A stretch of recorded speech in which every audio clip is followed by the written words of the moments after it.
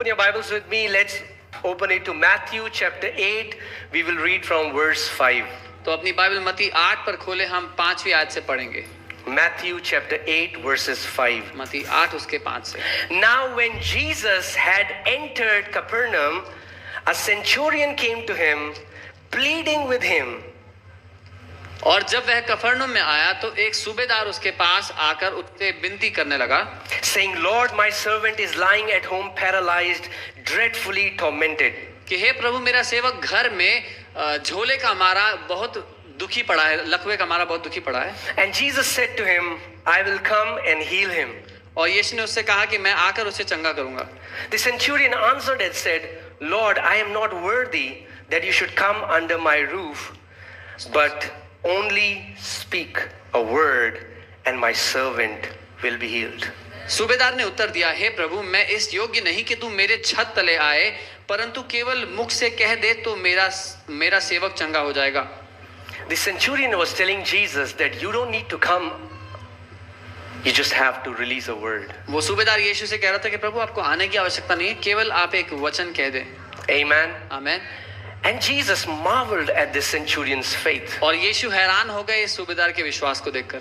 A great faith is a faith that understands how the word works. एक महान विश्वास वो है जिसको ये पता है कि वचन क्या काम करता है। Amen. If you would only know अगर आपको केवल इतना पता लग गया that our labor in the kingdom is to just find the spoken word of God. कि राज्य में आने के बाद जो हमें मेहनत करनी है वो बस इतनी करनी है कि जो बोला गया वचन है वो खोजना है। Amen. The breakthrough that you're looking for, जो छुटकारा आपको the चाहिए, healing that you're looking जो for, चंगाई आप चाहते the हैं, deliverance that you're looking for, जो आजादी चाहते the हैं, promotion that you're looking जो for, तरक्की चाहते हैं, the prosperity you're looking for, जो समृद्धि चाहते हैं, it's in the word. वो सब कुछ वचन में छुपी है। It's not in a bottle of oil. तेल की बोतल में नहीं है, It's not in a bottle of water. पानी की बोतल में नहीं है, It's not in any man's hand. किसी मनुष्य के हाथ में नहीं है, It's in the word. लेकिन वो वचन में छुपा है। Amen. And if you can learn to dig deep and take out that word which is for you, और अगर आप ये सीख गए कि इस वचन के गहराई में जा करके उस खजाने को निकालना जो आपके लिए रखा है, that word will not go void. वो वचन कभी खाली नहीं जाएगा आपके जीवन से। Amen.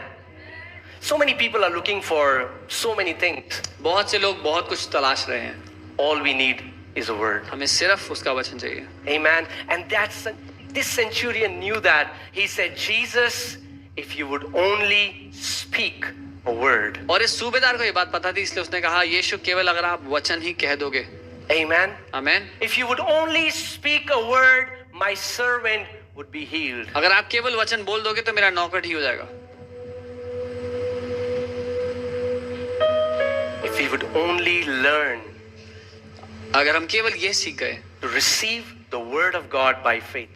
परमेश्वर के वचन को विश्वास से ग्रहण करना। You know that every promise in the word of God, God has given it for you.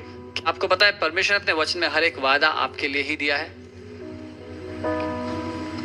But it will not happen automatically. We will have to learn to possess it by faith. लेकिन वो अपने आप पूरा नहीं होता, हमें सीखना पड़ेगा विश्वास से उस वादे पर कब्जा करना। Amen.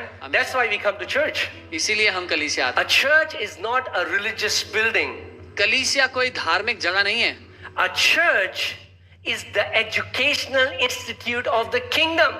कलीसिया राज्य के द्वारा रखा गया पढ़ाने और प्रशिक्षित करने के लिए एक इंस्टीट्यूट है। Amen.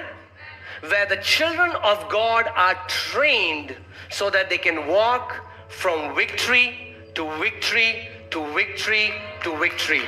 जिसको परमेश्वर पिता ने इसलिए रखा है ताकि वो परमेश्वर के बेटों और बेटियों को सिखाए कि कैसे वो जय में अपने जीवन के हर एक क्षेत्र में जय में जी सकते हैं। Amen. Church, if you will only understand that and if you can only get that our answer is in the word. अगर आप केवल ये समझ गए कि हमारा जो उत्तर है, जो जवाब हम ढूंढ रहे हैं, वो वचन ही में मिलेगा।